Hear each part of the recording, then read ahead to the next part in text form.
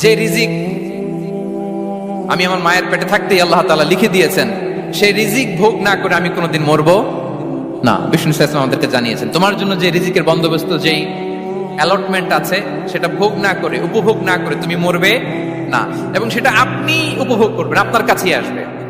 ধরুন আপনারা যে ফল আমেরিকাতে খান, এটা কি আমেরিকায় চাষ হয় ফল, নাকি কানাডা মেক্সিকো থেকে আসে? এখানেই হয়, আবার বাইরে থেকেও আসে। লেটস সে আপনি যেই অ্যাপেলটা দিয়ে আজকে ব্রেকফাস্ট করলেন, যে অ্যাপেলটা আপনি খেলেন, এটা মেক্সিকো থেকে এসেছে। ওই অ্যাপেলটা যখন কুড়ি অবস্থায় ছিল, মুকুল অবস্থায় ছিল, তখনই ওটার মধ্যে আপনার নাম লেখা। এর মধ্যে কত পাখি এসে ওই গাছে বসেছে, কত মুকুল নষ্ট করেছে, ওইটা নষ্ট করে নাই, কারণ ওইটা আপনি খাবেন।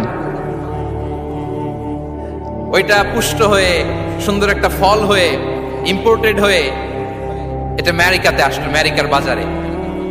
অনেক মানুষ ওই ফলটা সুপার মার্কেটে যে ধরে চড়ে নেড়ে আবার রেখে দিয়ে চলে গেছে, নেয় নেই। ওইটা সে খাবে না, কারণ ওইটা আপনার রিজিকে লেখা। ওই ফল আপনি নিয়ে আসলেন,